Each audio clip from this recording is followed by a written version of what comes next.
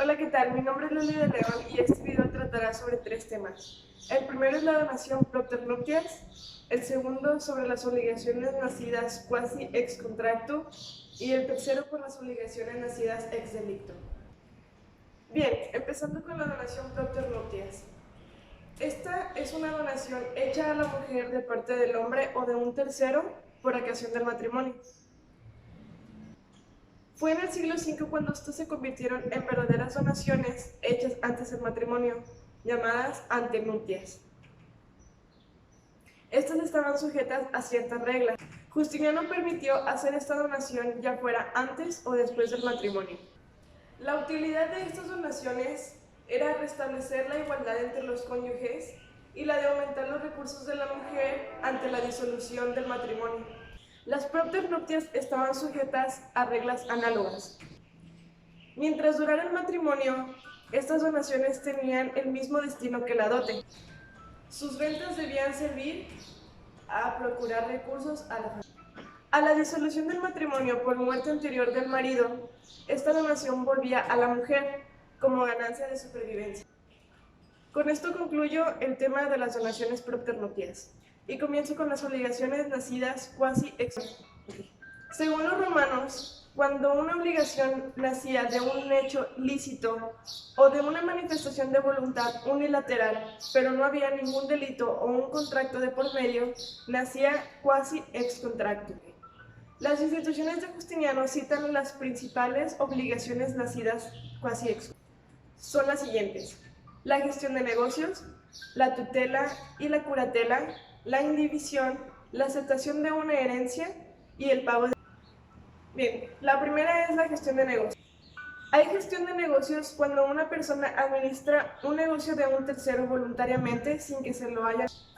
De esto resulta una relación obligatoria entre el gerente y el dueño. El gerente debe rendir cuentas de su gestión al dueño, pero también puede hacerse indemnizar por sus gastos. Para que haya gestión de negocios, es preciso que el gerente haya obrado en interés del dueño, que éste haya obrado espontáneamente y sin saberlo la parte interesada, y que el gerente haya tenido la intención de crear una relación obligatoria con el dueño.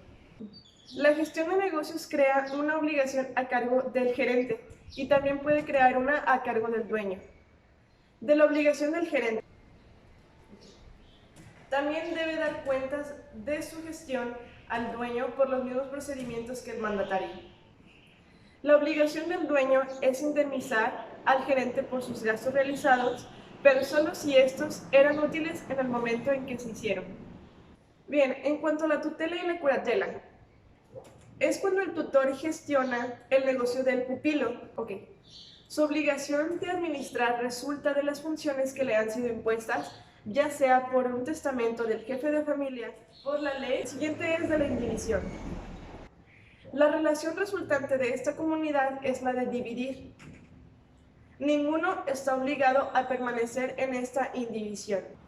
Y esta obligación de dividir puede ser realizada de forma amistosa. Si las personas que están involucradas no han podido entenderse para dividir estos bienes de una manera amistosa, cada uno tiene el derecho a provocar una partición judicial, ejercitando la acción como un individuo. La acción familiae et iuscundae es la más antigua. Esta se remonta a la ley de las 12 tablas. Es posible que nazcan otras obligaciones entre los copropietarios durante este proceso de indivisión, en razón de la gestión de negocios comunes. El que ha percibido la totalidad de los frutos de un fondo indiviso debe dar cuenta a las demás partes.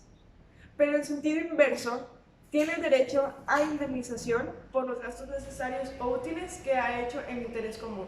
La siguiente obligación es de la adquisición de una herencia. El heredero testamentario que adquiere una sucesión se encuentra obligado a cumplir los legados contenidos en el testamento. Esta es sancionada por una acción de derecho estricto, que es la acción ex testamento. El heredero está obligado a pagar las deudas del difunto, pero su obligación respecto a los acreedores hereditarios no tienen el mismo sentido. El continuador del difunto está obligado para con sus acreedores con el mismo título que el difunto mismo. La siguiente obligación es del pago de lo indebido. Cuando una persona paga por error lo que no debe, es justo que el que ha recibido este pago no se enriquezca a su costa y está obligado a devolver lo que le ha sido pagado por error. Esta obligación nace quasi ex contractu. Esta es sancionada por la condictio indebiti. Las condiciones del pago de lo indebido es indebitum per errorum solotum, es decir, que es necesario que se haya pagado lo indebido y que se haya pagado por error. El pago de lo indebido no obliga al que ha recibido el pago a menos que haya sido por error. Si estas condiciones esenciales se encuentran reunidas, sí hay indebitum por errorum solutum. Efectos de la obligación del pago de lo indebido. La obligación nacida del pago de lo indebido tiene por objeto la restitución de lo que se ha pagado indebidamente, ya sea que trate de cantidades de dinero o de cosas determinadas, o de un hecho realizado por el cual el solvens reclama una indemnización. Este tiene que devolver la cosa que le ha sido prestada, o su valor si ya lo ha consumido o enajenado. Solo debe dar cuenta de su enriquecimiento el día de la litis contestatio. De otras obligaciones nacidas quasi ex contractu, de un enriquecimiento sin causa. Esta obligación está sancionada por un condictio. La segunda es de la obligación de exhibir una cosa que se detiene, y esta obligación está sancionada por la acción ad ex hibendum. La restitución ha sido estipulada por el constituyente. La obligación del marido o de sus herederos nace del contrato de estipulación. Pero cuando la restitución es debida a la mujer sin que haya habido estipulación, la obligación nace quasi ex contractu. La obligación es sancionada por la rei uxo riae. Comienza el tercer tema, que es de las obligaciones nacidas ex delicto. El delito es un hecho ilícito y es una infracción castigada por la ley. Existen delitos privados y delitos públicos. Son hechos ilícitos que causaban un daño a una propiedad o a una persona de los particulares. Esto sin turbar directamente el orden público. Eso está bien, ¿verdad? Son los hechos ilícitos que atacaban directa o indirectamente el orden público, la organización política o la seguridad del Estado. Que tendían a reprimir estos delitos eran llamados crimina o judicia publica. Y de Justiniano no citan más que 4 delitos privados: la furto o el hurto, justamente, y el daño acompañado de violencia, y la injuria. Veamos detalladamente cada uno de estos delitos privados. El primero es del furto o hurto. El hurto era el manejo fraudulento de una cosa contra la voluntad de su propietario y con la intención de sacar un beneficio de la cosa misma.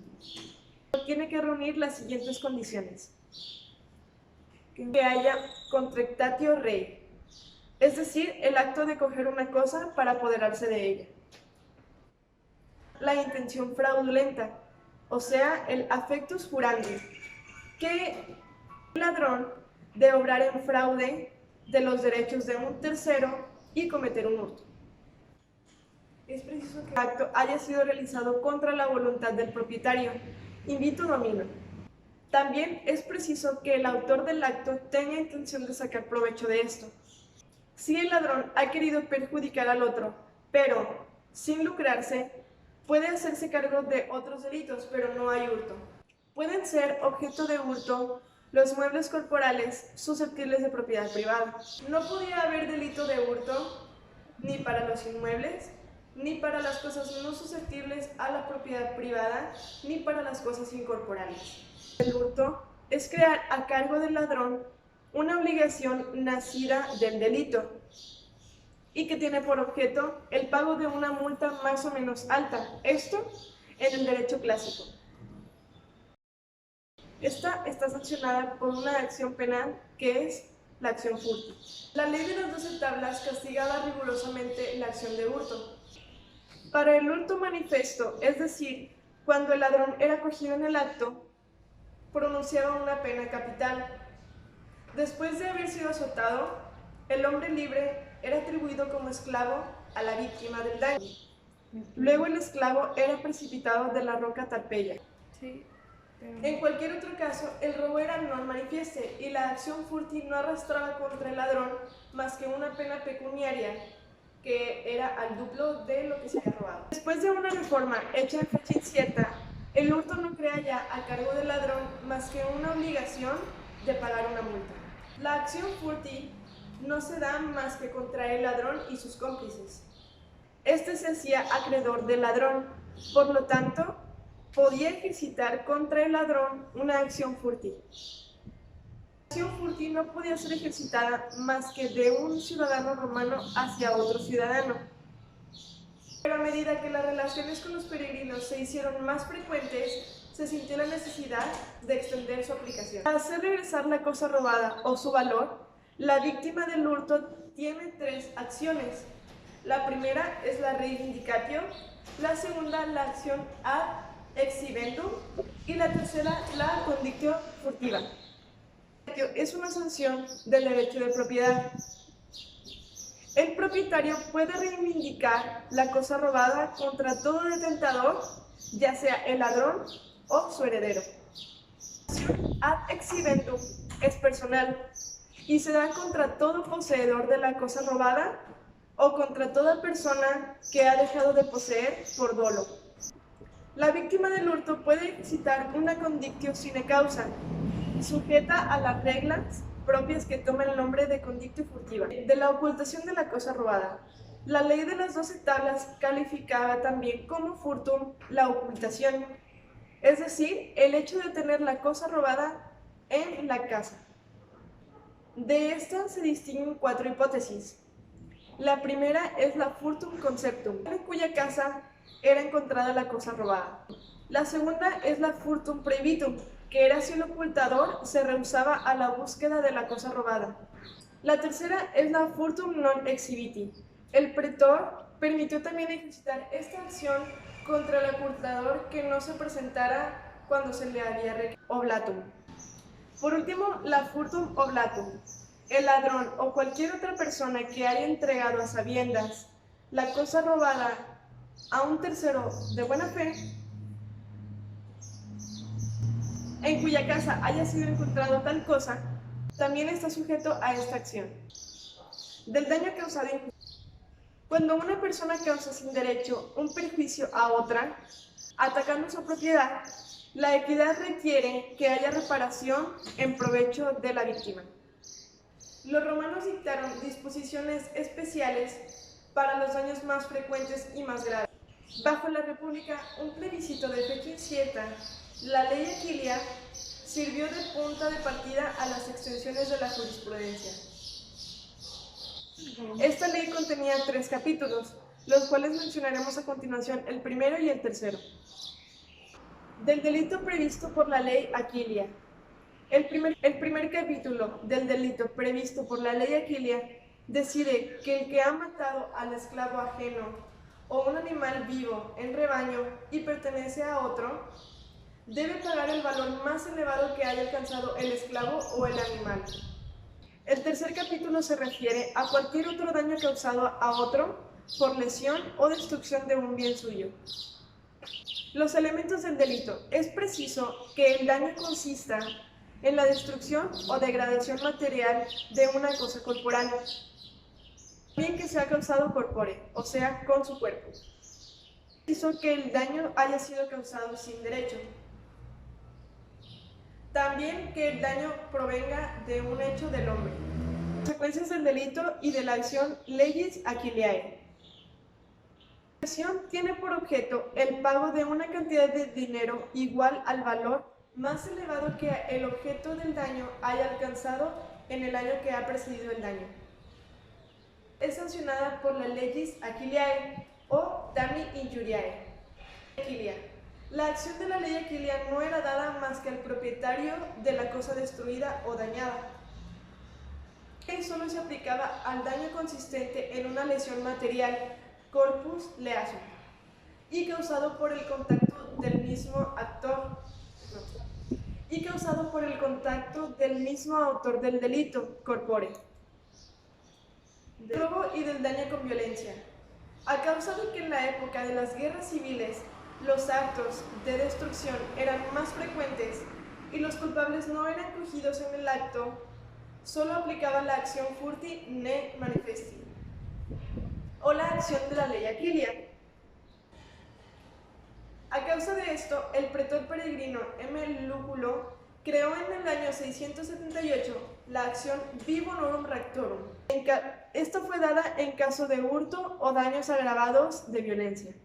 Esta fue creada primero para los delitos cometidos con bandas con o sin armas. Después fue extendida al robo y al daño con violencia, aunque proviniera de una sola persona. Este delito, calificado a veces como rapina, contenía los mismos elementos que el furtum o el danum injuria datum, con la circunstancia agravante de la violencia. De la injuria. La palabra injuria significa todo acto contrario a derecho, pero en una acepción más restringida. La injuria designa el ataque a la persona, mientras que el danum injuria datum es un daño causado a una cosa ajena. Los efectos del delito de la injuria han variado según las épocas. Estos efectos fueron fijados primero en la ley de las 12 tablas y poco a poco se fueron modificando bajo la influencia de la costumbre y del pretor. Los caracteres de la injuria. Según la ley de las 12 tablas, la injuria no comprendía más que los ataques de la persona física, como golpes o heridas más o menos graves,